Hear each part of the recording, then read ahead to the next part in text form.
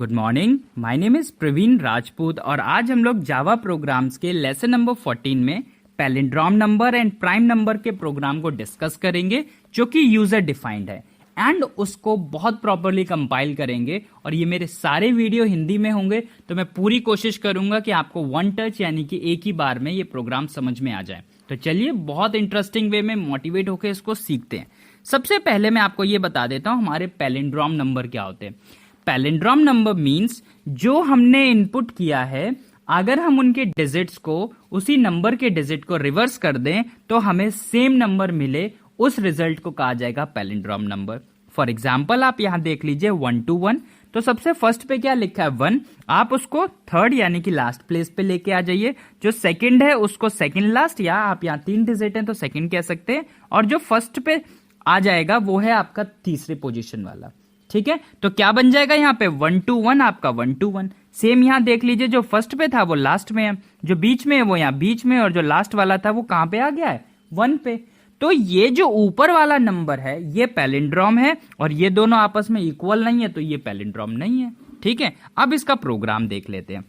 अब आप यहाँ पे देख लीजिए मैंने यहाँ पे इसमें बहुत सिंपल सी कोडिंग की है ताकि आपको एक बार में समझ आ जाए हर एक चीज। आप यहाँ पे देख लीजिए, आपको पता है हम जावा प्रोग्राम में अपनी क्लास बनाते हैं और क्लास का मैं हमेशा एक ऐसा नाम लिखता हूं ताकि मेरे जितने भी फॉलोअर हैं, जितने भी यहाँ पे पर्सन है वीडियोस देख रहे हैं, उन सबको एक बार में समझ में आ जाए कि ये पूरा प्रोग्राम किसके बिहाफ पे है, पैलिंड्रोम के बिहाफ पे।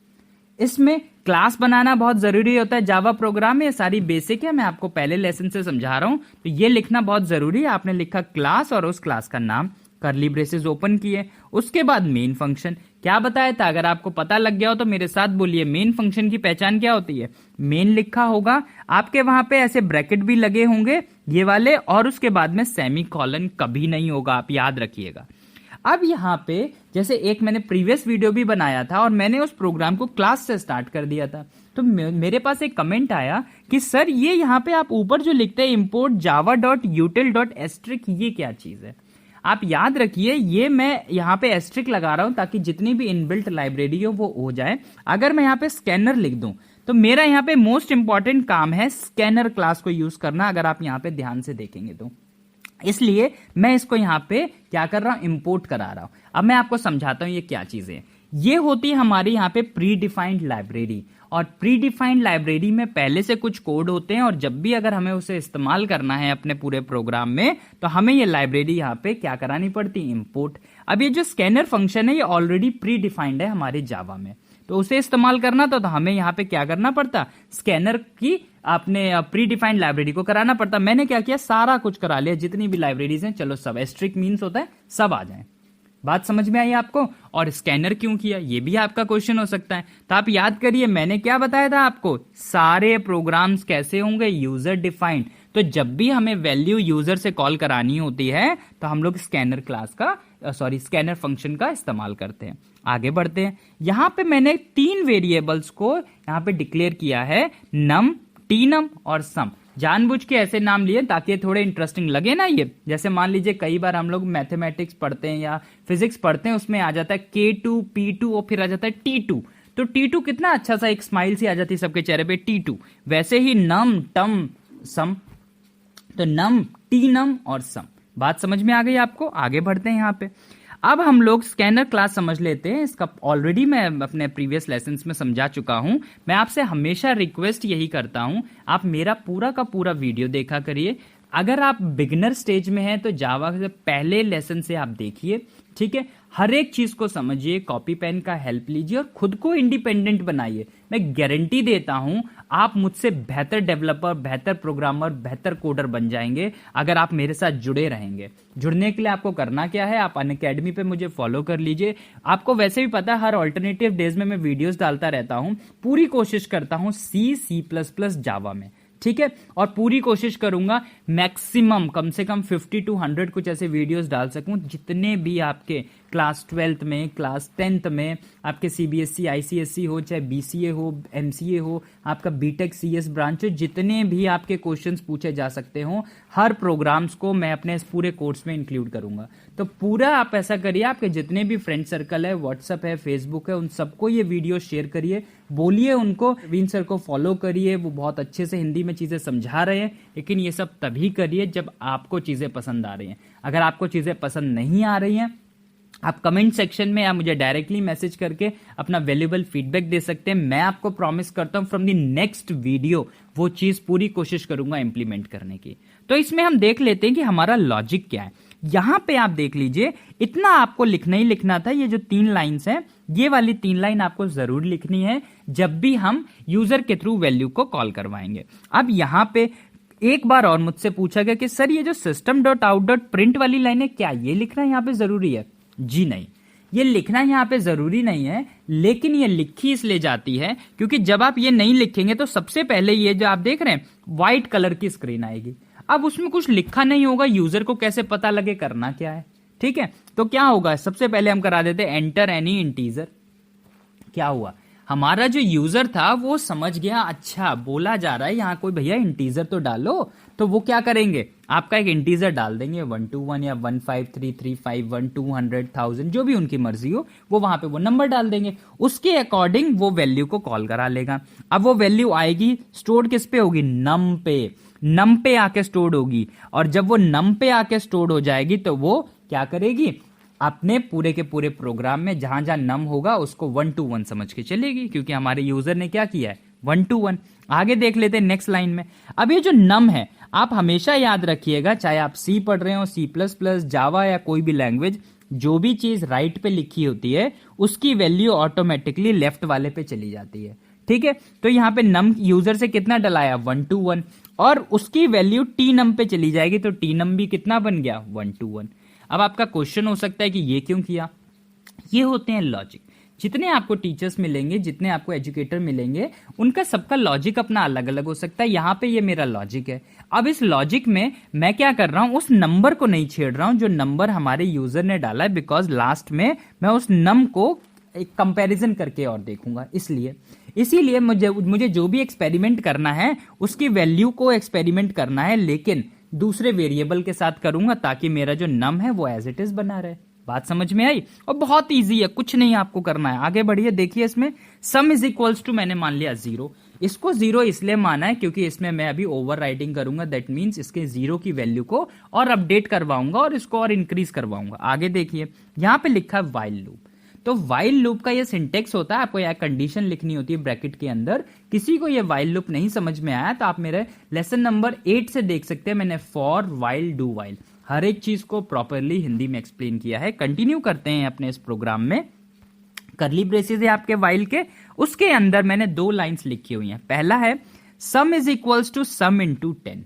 अब आप देख लो, आपका कितना है सम 0, तो 0 इंटू 10 कितना हो गया 0, प्लस का सिंबल लगा हुआ है बीच में। आगे देखिए लिखा हुआ T num modulus 10।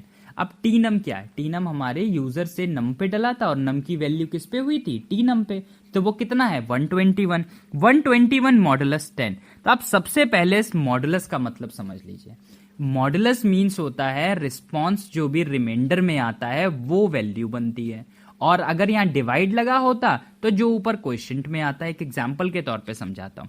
For example मान लीजिए आप डिवाइड कर रहे हैं 5 डिवाइडेड बाय 3, तो 3 1 जा 3, रिमाइंडर में क्या बचा 2। तो जब भी मॉडुलस लगाओगे तो आंसर क्या बनेगा 2। और डिवाइड लगा होता तो 3 1 जा 3 हुआ था ना, तो जो ऊपर वाला 1 था वो डिवाइड में आंसर बनता। क्लियर है आपकी चीज? आगे बढ़ जाते हैं। तो यहां पे आप देख लीजिए टी नम मॉडुलस 10, यानी कि 1 to 1 को आप मॉडुलस करवाएंगे 10 से, तो रिजल्ट कितना आ जाएगा? आप देखिए 1 to 1 अंदर लिखिए, 10 क्या हो जाएगा 12 जा 120, और रिमाइंडर कितना बचा 1, तो इतने की वैल्यू हो जाएगी 1, और 1 + 0 इज 1। तो आप लिख लीजिए, आपका कॉपी में लिख लीजिए new sum is equals to 1। Update करते जाइएगा आगे आगे। उसके आगे लिखा हुआ टी नम जो है, अब ये एक नई चीज है आपके लिए।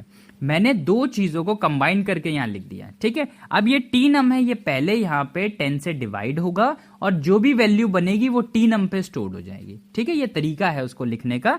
तो टी नम कितना है 121, डिवाइड करिए 10 से, कितना हो जाएगा 12.1। अब 12.1 है वो वैल्यू किस पे आ जाएगी, टी नम पे। लेकिन एक चीज और है यहाँ पे, टी नम आप देख लीजिए क्या है, मेरा इंटीजर, और वैल्यू किस में आई है, डेसिमल में। डेसिमल के लिए मुझे क्या करना पड़ता, फ्लोट। मैंने यहाँ इंटीजर किया तो पक्का कुछ मतलब होगा, जी हाँ बिल्कुल मतलब है। तो क्या होगा, वो डेसिमल वाले को छोड़ देगा, सिर्फ 12 आगे का ले लेगा। यानी कि अब आपका टीनम क्या बन जाएगा, 12। जब टीनम आपका 12 बन गया है, आगे आप देखिए वाइल की कंडीशन पे आइए, अभी भी ट्रू है, फिर से ब्रैकेट के अंदर आ जाएगा, यहां पे आ जाएगा। अब क्या है आपका सम कितना बन गया था, 1। तो 1 इंटू 10 कितना हो गया आपका 10, बीच में प्लस का सिंबल है, यहां पे आ जाइए। अब 12 को मॉडुलस कराइए 10 से, ठीक है। तो 12 अंदर लिखेंगे तो 10 1 जा 10, कितना बचेगा आपका वहां पे 2, तो रिमाइंडर में आया 2। मल्टीप्लाई होके सम इंटू 10 कितना बना था 10 और प्लस में 2, तो सम, अब न्यू सम आप लिख लीजिए कॉपी में अपडेट करके, कितना हो गया 12।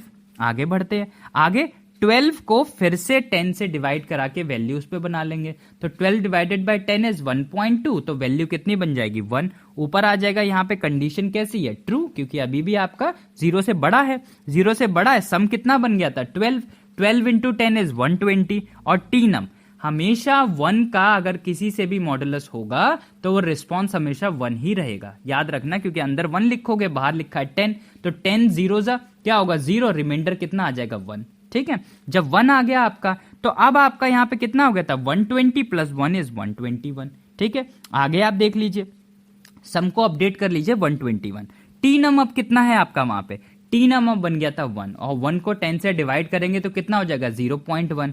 टी नम कैसा इंटीजर, तो सबसे आगे का ले लेगा 0, 0 जाएगा, कंडीशन कैसी हो जाएगी फॉल्स। कंडीशन क्या थी, ऑलवेज ग्रेटर देन 0, 0 हुआ या 0 से छोटा होगा, वाइल का लूप आपका क्लोज।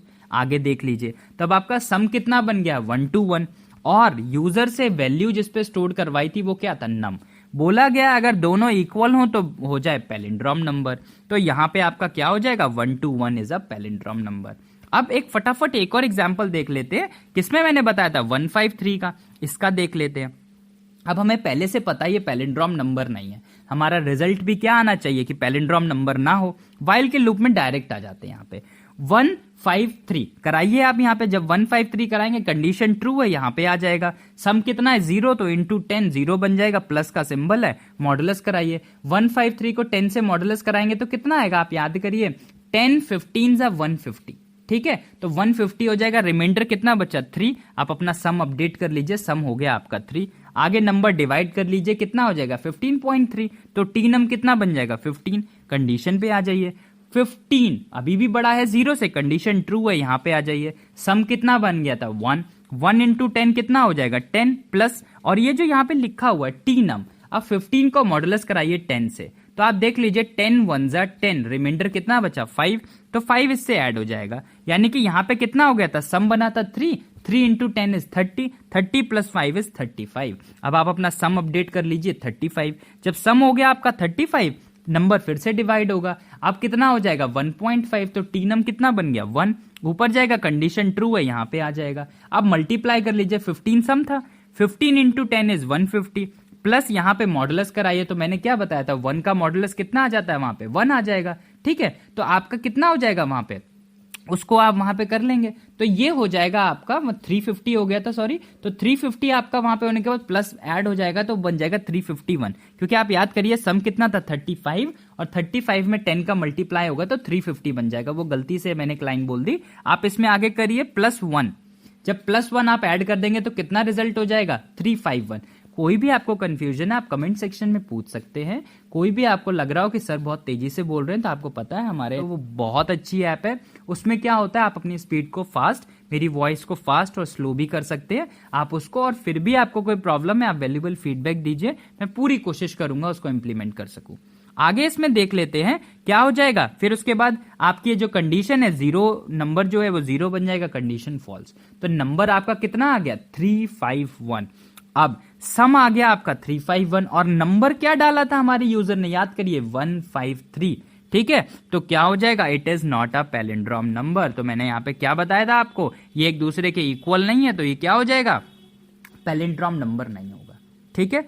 अब इसमें हमारा जो एक चीज है प्राइम नंबर, इसको हम कंटिन्यू सेशन बनाएंगे इसका नेक्स्ट लेसन नंबर 15 में, और उसमें प्राइम नंबर को बहुत प्रॉपर्ली डिस्कस करेंगे, समझेंगे प्राइम नंबर का किस तरीके से आउटपुट आ रहा है। आपको वीडियोस पसंद आते हैं, आप अनअकैडमी में मुझे फॉलो कर लीजिए, मैक्सिमम लोगों को शेयर करिए ताकि सबको ये नॉलेज मिल सके कि ये प्रोग्रामिंग बहुत ईजी है, बहुत आराम से कर सकते हैं। Thank you for watching.